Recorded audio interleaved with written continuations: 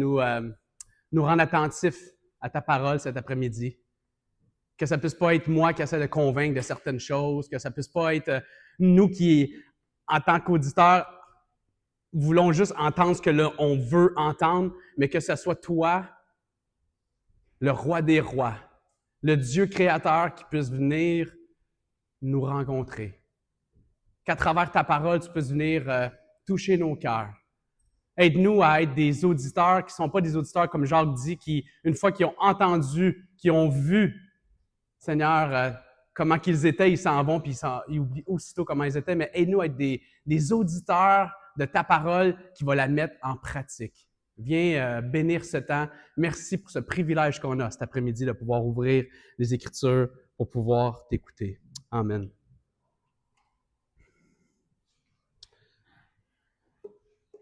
On est dans une mini-série de 2 dimanches. On a débuté la semaine dernière et on finit aujourd'hui une courte série de 2 semaines sur nos valeurs et la vision d'Église 21. Donc, vous savez, on a eu beaucoup de changements dans les derniers mois, dans la dernière année à Église 21. Et il y a plein de chamboulements. Il y a plusieurs qui sont nouveaux aussi. Donc, on a trouvé que c'était un bon moment. C'était important de pouvoir, comme ça, pouvoir parler de c'est quoi nos valeurs à Église 21. Ça, c'est ce qu'on a fait la semaine dernière. Et aujourd'hui, on va parler de la dernière valeur qui un peu aussi notre vision, ce qu'on rêve de voir, qu'est-ce qu'on veut, qu'est-ce qu'on vise à Église 21.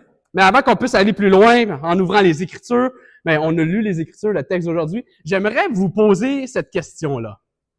D'après vous, qu'est-ce qui est plus important entre la formation de disciples, le fait d'apprendre à connaître Christ, qui Jésus est, de développer une intimité avec lui, de grandir spirituellement, de mieux s'enraciner en lui. Est-ce que ça, la formation de disciples, c'est plus important ou la mission? D'aller et de faire connaître Jésus, de faire connaître l'Évangile, de faire connaître la bonne nouvelle de Jésus. Pas besoin de répondre, là. OK?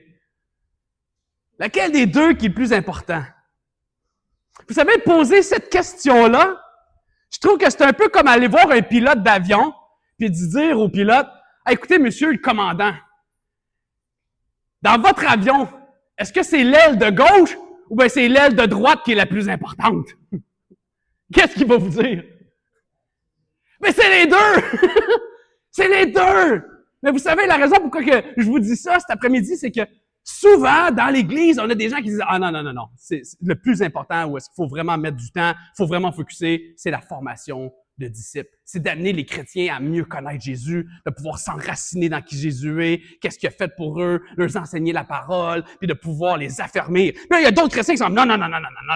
Hey, ce qui est important, c'est de parler de Jésus. Ça, c'est bien plus important. Il faut aller dans la mission, puis il faut parler de Jésus, puis il faut évangéliser, il faut aller rencontrer des gens qui connaissent pas Jésus. » Mais vous savez, l'un et l'autre sont aussi importants l'un que l'autre, et l'un va avec l'autre. Les deux sont aussi importants l'un que l'autre. À l'Église 21, notre dernière valeur et la vision qu'on en a, là, je suis désolé, j'ai oublié de le mettre à l'écran. Bon, je m'en venais en auto, j'étais comme, j'ai oublié de le mettre à l'écran, celle-là. Donc, écoutez bien. OK? Mais notre dernière valeur, la vision qu'on a à l'Église 21, c'est qu'on veut voir la multiplication du royaume par la maturité. Ce qu'on rêve de voir, ce qui est cher à notre cœur en tant que pasteur, en tant que leader, en tant que conseil d'église, en tant qu'église, c'est qu'on veut voir la multiplication du royaume, on veut voir des nouveaux disciples par la maturité, à travers des croyants qui sont fermes, à travers des croyants qui sont matures. Parlons de maturité. Vous savez, le texte que Rachel nous a lu, et qu'on regarde aujourd'hui, en passant, je vous dis, là, si vous avez du temps, parce qu'on a toujours du temps, là, quand vous allez avoir du temps libre cette semaine, dans le métro, en attendant votre café chez Starbucks, ouvrez Colossiens 1, versets 14, 15 jusqu'à 2, 6, 7, là. C'est les deux textes qu'on a regardés les dernières semaines. Il y a tellement de bons stocks là-dedans. C'est tellement excellent, c'est tellement bon. Versets 28 et 29, que Rachel nous a lu aujourd'hui dans Colossiens, il dit ceci. C'est lui, en parlant de lui, c'est de Jésus. C'est lui que nous annonçons en avertissant et en instruisant toute personne en toute sagesse, afin de présenter à Dieu toute personne devenue adulte en Christ. C'est à cela que je travaille en combattant avec sa force qui agit puissamment en moi. La première chose que je veux vous dire à travers ce texte cet après-midi, c'est celle-ci. Tu es appelé à grandir en maturité. Un disciple de Jésus qui veut suivre Jésus, tu es appelé à grandir en maturité. Un disciple de Jésus devrait toujours être en processus de croissance. Puis là, je suis pas en train de dire ça en vous mettant là, en mettant un guilt trip là, quand vous commencez là, vous sentez coupable. Ah oui, c'est vrai, j'ai des moments dans ma vie où est-ce que j'ai arrêté de grandir, que je me suis égaré. Le but c'est pas de s'arrêter puis de commencer à se culpabiliser puis de tomber dans un sentiment de culpabilité. Non. Ce que je veux vous dire, c'est qu'un disciple de Jésus, en tant que disciple de Jésus, on n'est jamais arrivé. On n'est jamais arrivé. On a toujours à grandir dans la maturité. Puis le jour que je pense que je suis arrivé, le jour où je pense que j'ai plus besoin de grandir en maturité, c'est le jour où j'ai le plus besoin de réaliser que j'ai besoin de grandir en maturité. On n'est jamais arrivé. Ça fait 28 ans aujourd'hui que je suis revenu au Seigneur. Vous savez, de 13 ans à 19 ans dans ma vie, j'avais mis Dieu de côté et ça a beau faire 27 ans, puis dans ces 27 années-là, ça fait comme 10-15 ans que je suis pasteur, puis dans mon travail, c'est d'ouvrir les Écritures, puis de la lire, puis d'apprendre à connaître Dieu. Puis après toutes ces années-là, des fois, moi, je suis reconnaissant que Dieu me montre pas tout le travail qu'il y a encore à faire en moi, sinon je tomberais à terre, raide mort. Je serais découragé. Parce que j'ai encore à grandir en maturité. Une de nos responsabilités en tant que disciples, c'est de grandir en croissance, de croître en Jésus. C'est comme quand un bébé naît. Hein? Vous savez, quand un bébé il naît, à la naissance, c'est cute. Hein? On a des bébés naissants là, aujourd'hui avec nous autres. Là. C'est tout cute, là, mais c'est zéro autonome. Là. Hein? Faut tout penser, faut tout faire pour des bébés. Hein? Un bébé naît, là, c'est réjouissant, on est dans la joie, mais faut penser à tout. Hey, c'est nous, faut qu'il pense à y faire boire, faut penser à y changer sa couche, faut penser à le laver, faut penser à l'habiller, faut le protéger, faut tout faire pour cet enfant-là parce que c'est un bébé qui naît. Puis là, il y a quelques années, ça devient un enfant, puis là, il prend un peu d'autonomie. Il grandit, par lui, il apprend à marcher, mais là, faut le garder, il apprend à parler. Faut y apprendre à... Ça, je sais pas pourquoi, mais j'ai jamais appris les mauvais mots à mes enfants. Quoique des fois... non, c'est ça. Mais j'ai jamais appris à mes enfants à dire des mauvaises choses. Puis là, ils apprennent ça. Là, puis là, il faut corriger les mauvais langages. Puis là, il faut corriger leur agissement avec leurs sœurs, avec leurs frères. Ils prennent de l'autonomie. Là, c'est le fun parce que là, ils apprennent à se laver tout seul, ils apprennent à se faire à manger tout seul. Puis là, ils vieillissent encore un peu plus vieux. Puis là, vous savez, ils peuvent apprendre à faire, laver les salles de bain à la maison. Ils peuvent apprendre à faire leur lavage. Là, ils sont de plus en plus autonomes. Ils vieillissent, ils grandissent, dans la maturité. Mais jusqu'au jour où est-ce que là, ils sont prêts à pouvoir s'occuper d'eux-mêmes. Ils sont prêts à pouvoir partir. Et c'est un de nos buts en tant que parents d'amener nos enfants à avoir cette autonomie-là. Mais vous savez, dans le monde spirituel, c'est pareil. Dans le monde spirituel, c'est pareil. Quand quelqu'un vient à Jésus, quand quelqu'un découvre la beauté de l'Évangile, peu importe l'âge, vous savez, dans le monde spirituel, ça n'a rien à voir avec l'âge. Peu importe l'âge que tu viens à Jésus, quelqu'un qui vient de venir à Jésus est comme un bébé spirituel, puis là, il faut tout lui montrer. Il faut tout lui expliquer. On se réjouit, comme quand un bébé naît, on se réjouit, un bébé spirituel vient, quelqu'un qui vient à Jésus, on se réjouit. Mais il y a besoin d'apprendre à se nourrir spirituellement. Il y a besoin d'apprendre à lire les Écritures, à discerner qu'est-ce qui est de Dieu, qu'est-ce qui n'est pas de Dieu. Il grandit dans sa foi, il apprend à écouter, discerner la volonté, la voix de Dieu, qu'est-ce que Dieu il veut, qu'est-ce que Dieu il veut pas, discerner c'est quoi la direction de Dieu dans sa vie. Puis vous savez, tout comme il y a des gens qui sont âgés physiquement, qui sont pas matures, mais il y a des gens qui peuvent être âgés dans la foi, puis qui sont pas matures aussi. Vous savez, le nombre d'années dans lequel on est dans la foi n'est pas nécessairement un gage de maturité en Jésus.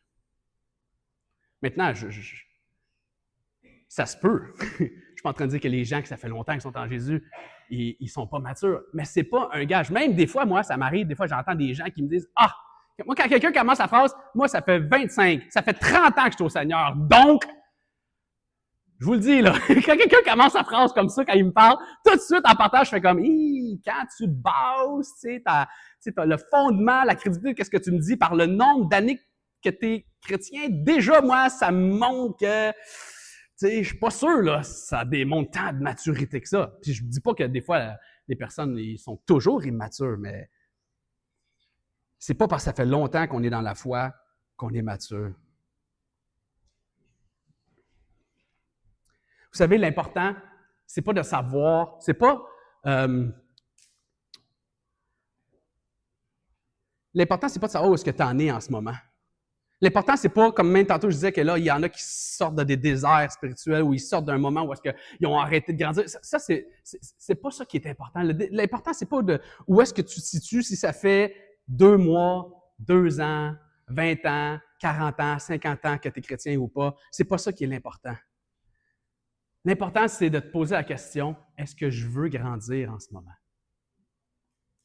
Est-ce que je veux grandir en Jésus? Est-ce que je veux grandir en maturité en ce moment? Est-ce que je suis en train de grandir? Est-ce que c'est quelque chose que puis peut-être que je veux pas, mais est-ce que je suis honnête en me disant, ah non, c'est vrai, je trouve ça difficile, puis je lutte avec ça, puis je suis en train de jongler avec ça, puis de débattre avec ça avec Dieu, mais je veux grandir en Jésus. Vous savez, c'est ce qui préoccupait énormément l'apôtre Paul. C'est ça que Paul il nous dit dans le texte aujourd'hui. Paul il était préoccupé. Le texte il nous disait qu'il travaillait, il combattait. Il travaillait fort avec la force de Dieu, mais il dit, je travaille en combattant avec la force de Dieu à amener tout le monde autour de moi à être mature en Jésus. Paul, il voulait, lui, pour sa propre vie, mais aussi pour les autres alentour, de dire, je veux travailler fort. Il était concerné par la maturité des gens autour de lui. Il voulait les amener à croître en Jésus. Il travaillait fort. Le texte, il nous dit que le mot utilisé, travailler, c'est l'idée de travailler dur. Le mot combattant, il dit, je combats, c'est le mot duquel vient le mot agonie. Il travaillait fort avec la force de Dieu, mais il y avait un effort qu'il mettait à voir les gens grandir. Il soupirait à voir les gens grandir. Paul, il travaillait fort à ça. Hein, on a une expression au Québec qui dit « il bûchait pour ça ». Là, on se moque de moi des fois là sur les réseaux sociaux avec mes expressions québécoises, là, mais je vais vous l'expliquer celle-là parce que ça se peut que vous la compreniez pas. Hein? Quand on dit que quelqu'un il bûche, là, bûcher, ça vient d'un métier de bûcheron. Un métier de bûcheron, là, c'est un métier où est-ce que tu travailles physiquement extrêmement fort. Les bûcherons, ils vont dans le bois, ils sont là l'hiver, ils étaient là avec leur hache. Là, aujourd'hui, c'est des pelles mécaniques, puis c'est des outils, puis encore là, c'est de la job très difficile. Mais ils étaient là avec sa hache, puis ils bûchaient, ils travaillaient fort. C'est exactement ce que Paul dit. Il dit, moi, je bûche, je travaille fort à ce que les gens alentour de moi, dans l'église que j'ai implantée ou dans les églises que j'envoie des ouvriers, à ce qu'ils puissent grandir en Jésus, qu'ils puissent être matures. Et c'est à ça que je travaille. Cet après-midi, tu es appelé à grandir en maturité avec l'aide de Jésus et avec l'aide des leaders de ton église. Parce que on peut grandir, mais dans le texte, comme on le voit aujourd'hui, puis comment que Dieu a décidé, puis comment est-ce qu'on le voit à l'église de Colosse, c'est les leaders de l'église qui travaillent fort à accompagner les gens à grandir. Paul, c'était son ministère, il dit, Dieu m'a appelé à ça, t'aider à grandir. Vous savez, des fois, on aimerait bien ça, dire, moi, je veux grandir en Jésus tout seul chez moi. Mais ça marche pas comme ça.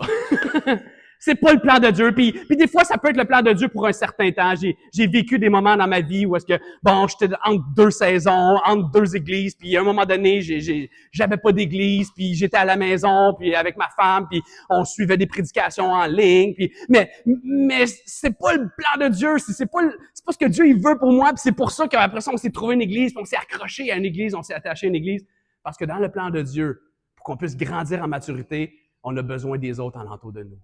On a besoin de Dieu, on a besoin de Jésus, mais on a besoin de la communauté, on a besoin de pasteurs, on a besoin d'anciens qui vont nous diriger, qui vont prendre soin de nous autres, qui vont nous nourrir pour nous aider à grandir en Dieu.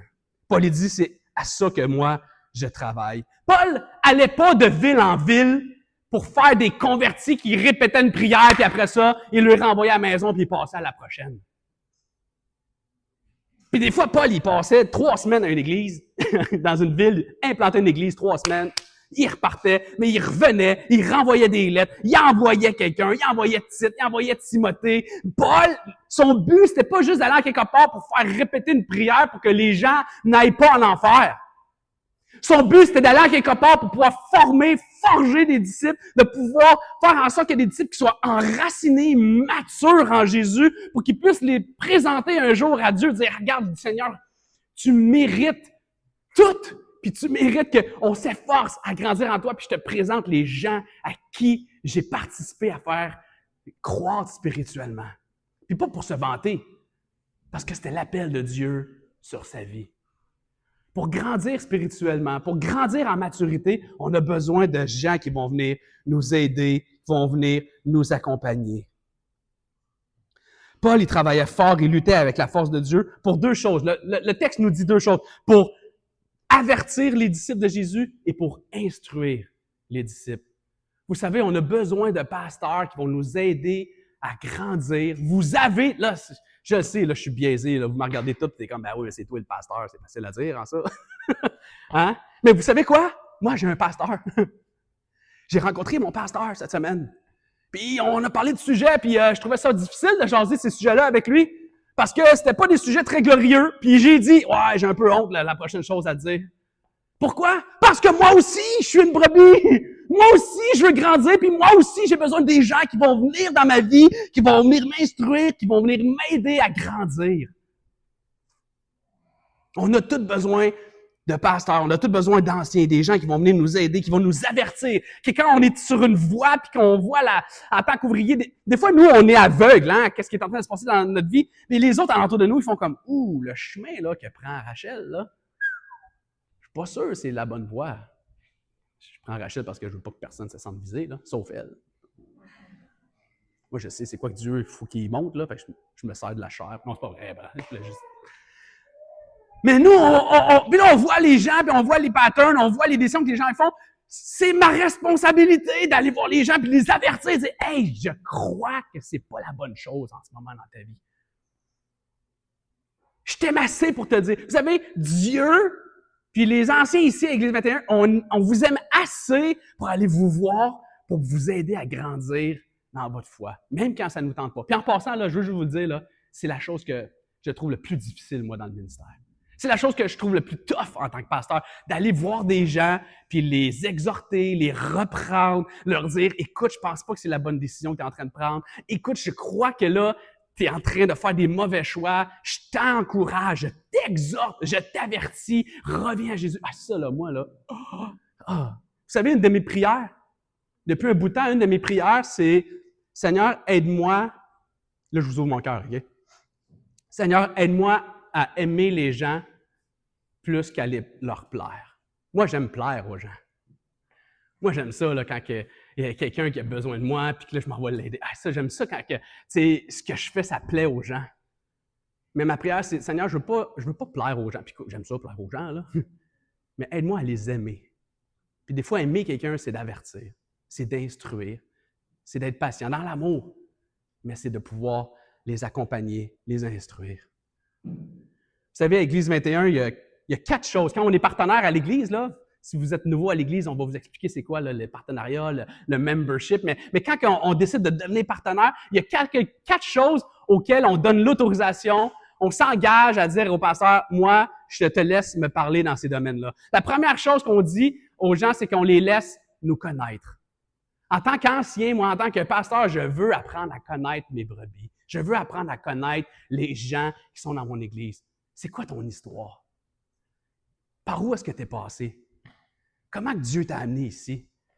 Qui que t'es? On veut s'intéresser aux gens. On veut connaître les gens. On veut nourrir les gens de notre Église par des prédications, par des enseignements, par des cours. On veut prendre les Écritures et on veut amener les Écritures afin que la parole de Dieu puisse être une nourriture puis que les gens puissent grandir et se nourrir de la parole. On veut diriger les gens. On veut les aider, on veut connaître c'est quoi leur don, puis on veut leur dire, regarde, moi, c'est là que je crois que tu pourrais être un outil entre les mains de Dieu dans notre Église. T'as déjà pensé faire tel ministère? Hey, voici dans telle équipe, moi, je vous encourage à faire telle chose, à vous en aller dans telle direction. On a du leadership, on veut vous diriger. Un de nos rôles, c'est de vous protéger.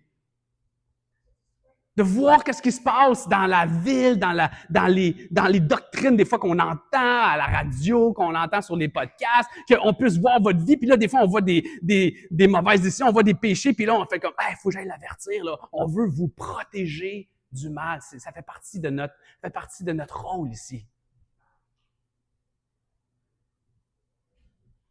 Vous savez, pour bien faire notre rôle de berger, il faut que nous, les pasteurs, on travaille à vous avertir, vous instruire, vous connaître, vous nourrir, vous guider, vous protéger. Mais vous savez, ça, c'est un travail d'équipe. Nous, on peut le faire, mais si vous ne voulez pas le faire, ça ne fonctionne pas. Moi, je ne peux pas vouloir plus que les gens. Hein? C'est comme un travail d'équipe. C'est comme une danse. Vous avez déjà fait des cours de danse? Pas moi, ça paraît, hein?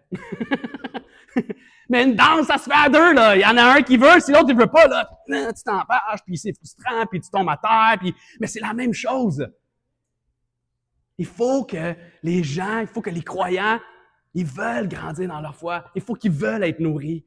Il faut qu'ils veulent être dirigés. Il faut qu'ils veulent être protégés. Il faut qu'ils veulent être connus. Une partie de la responsabilité nous revient, nous, les pasteurs, mais elle vous revient à vous aussi. Ma question pour toi après-midi, c'est est-ce que c'est ça que tu veux? Est-ce que tu désires être connu? Désires-tu être nourri, dirigé, protégé? Désires-tu grandir dans ta vie spirituelle ou tu es satisfait de l'état dans lequel tu es en ce moment? Vous savez, il n'y a personne qui peut forcer une autre personne à grandir. On ne peut pas forcer quelqu'un. Il faut que ça vienne de nous.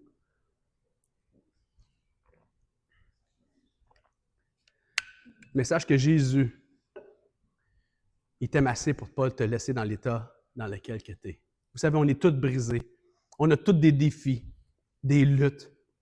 Puis vous savez, la solution, ce n'est pas d'ignorer nos défis. La solution, c'est pas de les contrebalancer en faisant plus de bien que de mal. Fait que là, en faisant plus de bien, ben là, je vais mieux me sentir contre le mal que j'ai fait. La solution, c'est pas de se mortifier puis de se faire mal puis de se faire payer nous-mêmes le prix à cause du mal. Puis là, à force de se mortifier puis de se sentir coupable, puis des fois même, les gens se font du mal physiquement à eux-mêmes. Puis là, à cette souffrance-là, ils finissent par payer un peu pour le sentiment de culpabilité qu'ils ont à l'intérieur d'eux. C'est pas ça la solution. La solution, c'est de placer sa confiance dans le fait que Jésus a couvert pour toutes les fautes que tu as faites à la croix. Puis la solution, c'est de laisser Jésus régner en toi pour te transformer. Vous savez, c'est pas moi qui va faire la transformation en vous. C'est pas Jacques, c'est pas Nancy. C'est Jésus en toi qui te transforme. C'est tellement un beau verset. Regardez le verset 27 de Colossiens 1. Je vais vous le relire. Colossiens 1, 27. En effet, Dieu a voulu leur faire connaître la glorieuse richesse de ce mystère parmi les non-juifs. C'est-à-dire Christ en vous. Et moi, j'ai lu ça cette semaine. Juste là, j'ai comme... Mon cerveau, il a comme gelé, là. Mon cerveau... Christ est en moi! Je faisais du jogging cette semaine, je faisais ma course hier, puis j'étais comme... Christ est en moi, vraiment? Quel mystère! Quel privilège! Quelle grande et bonne nouvelle! Ce mystère Christ en toi. Et c'est Christ en toi qui te transforme et qui te fait grandir en maturité. C'est lui qui te change. C'est lui qui te fait grandir en maturité. Vous savez, tantôt, j'ai dit que physiquement, un bébé, ça grandit, ça prend de l'autonomie, ça devient un enfant, un jeune adulte, puis un jour un adulte. Quel est le fruit évident qu'une personne est rendue un adulte mature? C'est quoi le fruit, une évidence de fruit que quelqu'un est rendu adulte, qui est rendu responsable? Mais c'est quand quelqu'un est prêt à quitter la maison. Quand cette personne-là peut prendre soin d'elle-même, ou même plus que ça, quand cette personne-là, elle peut prendre soin d'elle-même et prendre soin de quelqu'un d'autre. Oh, là, c'est quelque chose d'autre. Hein? Quand tu es capable de pouvoir investir dans la vie d'un autre, quand tu es capable de pouvoir faire grandir quelqu'un d'autre, laisser les besoins de quelqu'un d'autre passer avant tes propres besoins. Prendre soin des autres. Mais vous savez, spirituellement, c'est la même chose. C'est la même chose. Un chrétien mature, une église mature va être portée, va naturellement aller à la multiplication. La multiplication. La maturité dans l'Évangile va produire la multiplication.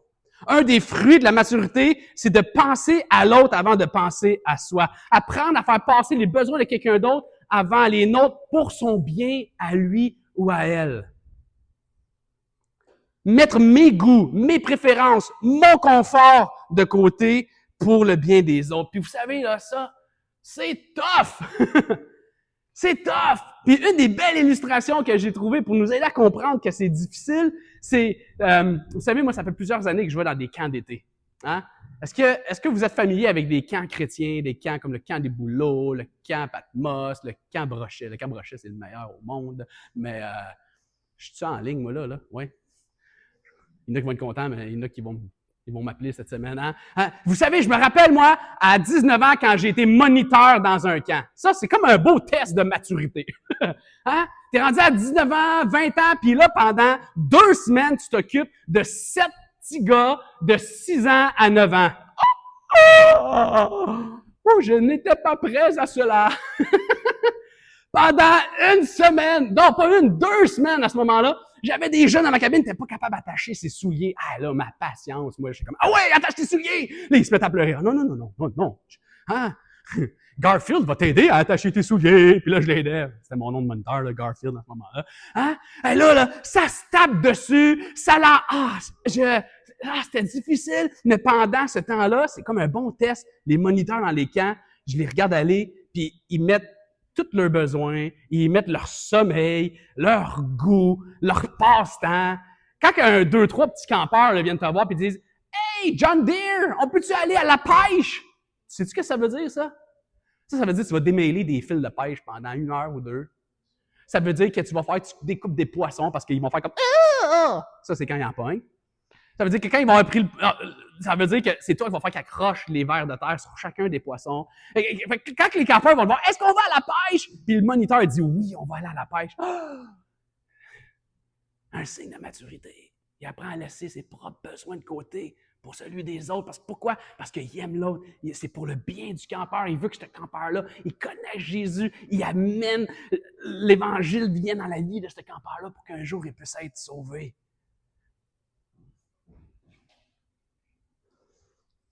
Un chrétien mature, en santé, va être transformé et va se tourner vers les autres. Une église mature et en santé va se tourner vers les autres. Et là, quand je dis se tourner vers les autres, je suis pas juste en train de dire va se tourner vers les gens à l'intérieur de l'église et va aider les gens à grandir dans l'église. Ah, c'est pas ça que je veux dire.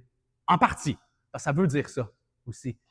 Mais ça veut aussi dire qu'un chrétien mature va aussi regarder ceux qui connaissent pas Jésus puis qui vont dire, même si ça me rend inconfortable, même s'il faut que je mette mes besoins de côté, même si ça me tente pas, même si j'aurais 1000 autres choses à faire, je vais quand même aller je vais quand même prendre mon courage puis je vais aller parler de Jésus. Je vais aimer assez les gens pour aller leur partager l'Évangile, aller leur parler de Jésus. Je vais être en mission. Et pourquoi? Parce que Jésus qui a été une bonne nouvelle pour toi, à l'intérieur de toi, en quittant la maison du Père et en allant à ton secours. Ce Jésus-là, en toi, comme j'ai dit tantôt dans le verset 27, ce Jésus-là, il est en toi. Et il a fait ça pour toi, puis il veut que toi, tu fasses ça aussi pour les autres. Et Jésus, il va t'amener à changer, à grandir en maturité. Il va transformer ton cœur pour qu'est-ce que lui, il a fait pour toi, pour que toi, tu puisses aussi le faire pour les autres qui ne le connaissent pas. La maturité en Jésus produit la multiplication. À Église 21, on veut voir Jésus changer des cœurs de centaines, de milliers de Montréalais. On veut venir voir Jésus rencontrer un paquet de gens qui ne le connaissent pas encore. On veut qu'il puisse venir rencontrer le cœur de tes voisins, ta famille, tes amis, tes collègues de travail, les gens avec qui tu étudies à l'université, à l'école. On veut voir Jésus transformer la ville de Montréal en transformant la vie des gens alentour de nous. On veut que tous les Montréalais puissent connaître Jésus. On veut voir un réveil. On veut, vous savez, ça me décourageait un peu. Les dernières semaines, je regardais dans le centre-ville. On est la seule église évangélique francophone dans le centre-ville. Il y a d'autres églises anglophones, il y a des églises bilingues. J'ai vu 2 églises maisons francophones, mais j'ai pas vu de site web ou presque pas d'infos. Ça a l'air d'être des églises maisons. Mais en tant qu'église, là, avec un pignon sur rue, que les gens sont invités à venir comme on fait aujourd'hui, on est la seule dans le centre-ville. La plus grande ville du Québec. Montréal, c'est quoi la 2e plus grande ville du Canada? Il y en a une! Ça n'a pas de sens! On veut voir plein d'autres églises pouvoir prendre naissance.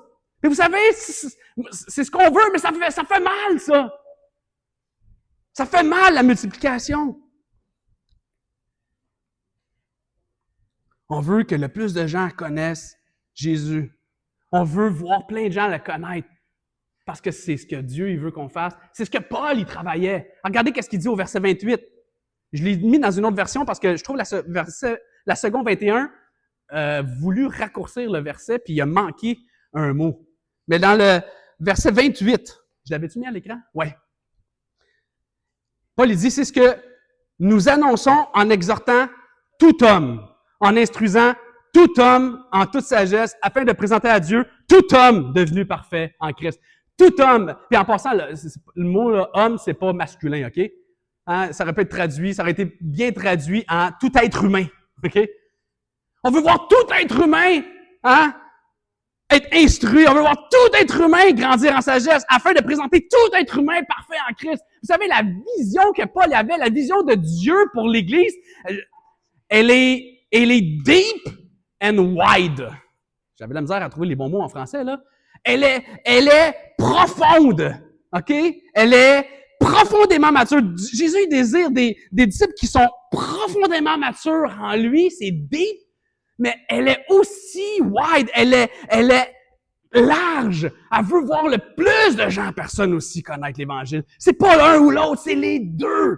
Des disciples qui sont profondément enracinés en lui, puis un paquet de personnes qui viennent qu'à connaître Jésus puis l'Évangile. Pas plus un que l'autre.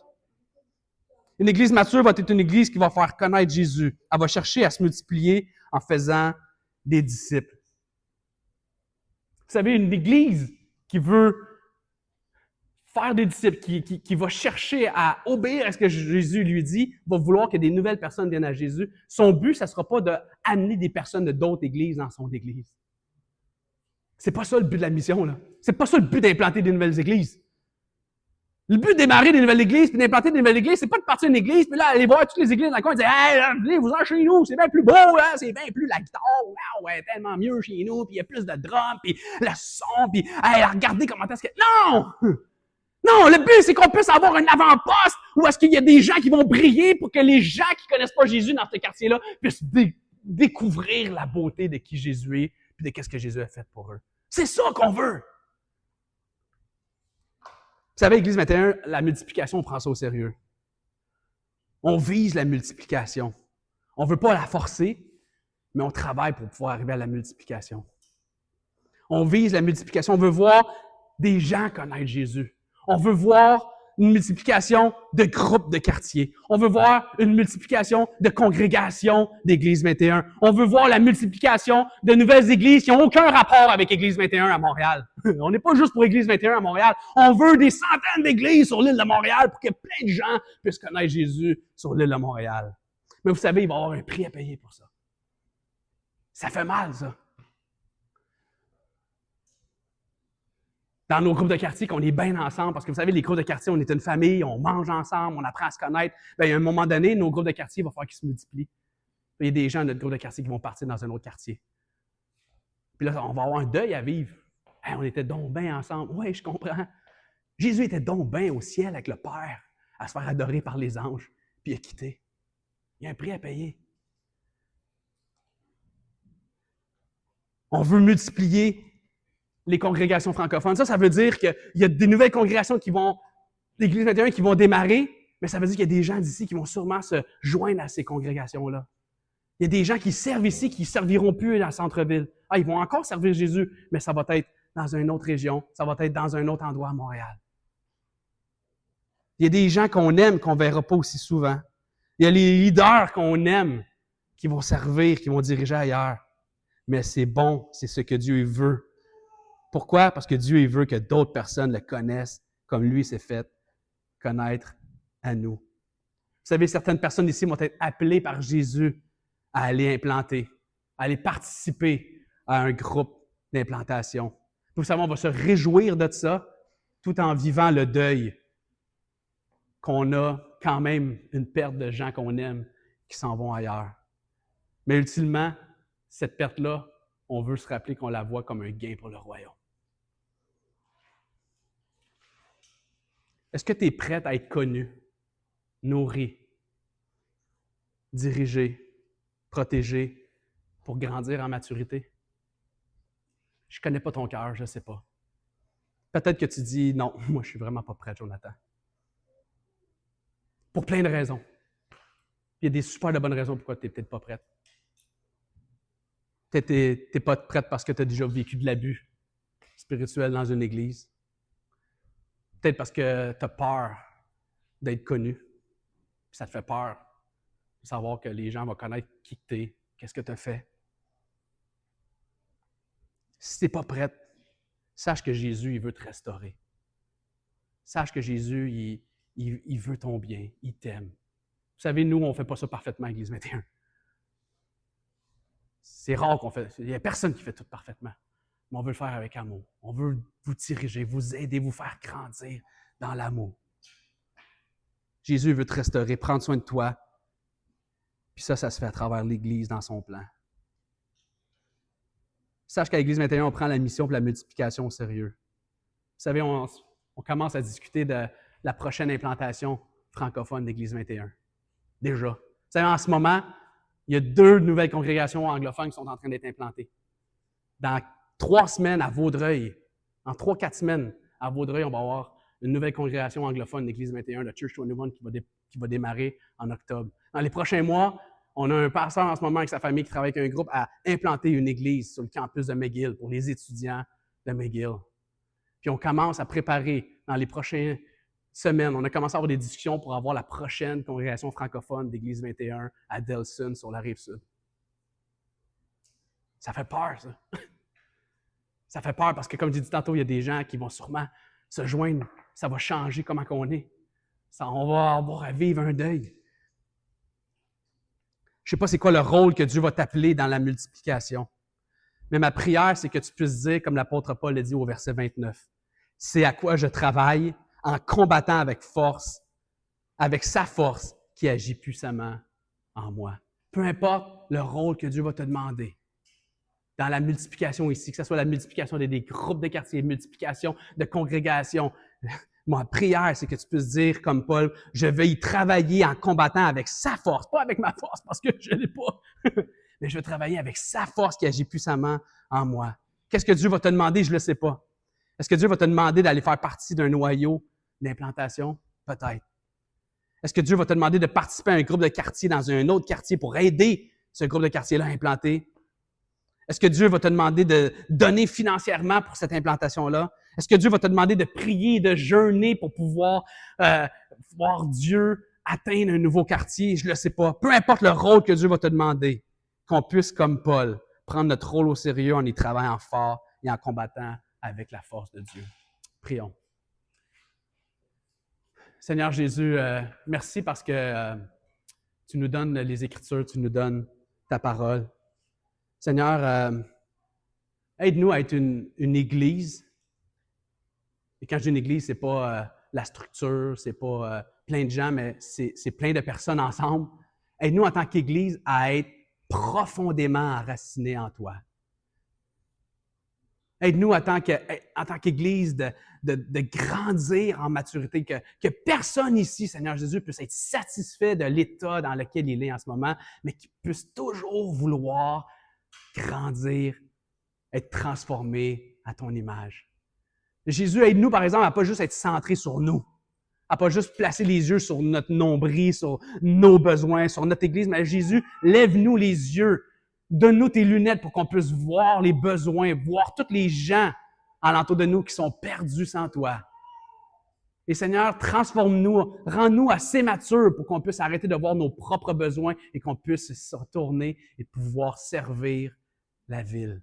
Qu'on puisse se multiplier, qu'on puisse voir des nouveaux croyants se joindre ici à Église 21, qu'on puisse voir des nouveaux groupes de quartiers démarrer, qu'on puisse voir des nouvelles congrégations parce que Jésus, on veut qu'il y ait encore plus de gens te connaissent. On veut voir encore plus de gens découvrir la beauté de ton évangile parce que, Seigneur, il n'y a rien qui te glorifie plus que ça, qu'un pécheur se tourne vers toi, découvre qui tu es et change de voie, se détourne de sa voie et marche pour toi. Jésus, je veux te remercier d'avance pour ce que tu vas faire dans les prochains mois, les prochaines années. Aide-nous à avoir la foi. Aide-nous, Seigneur, à vivre ce qu'on va avoir à vivre ensemble quand on va multiplier un groupe de quartier. Seigneur, à être dans la joie, mais à vivre aussi le deuil qu'on a à vivre. Quand on va voir des gens partir une nouvelle congrégation d'Église 21, qu'on puisse être dans la joie de voir ce que tu fais, mais qu'on puisse aussi en même temps pouvoir exprimer la peine qu'on a de voir que les choses vont changer. Jésus, on veut faire ça parce que c'est ce que tu as été prêt à faire pour nous. C'est au nom de Jésus que je te prie. Amen.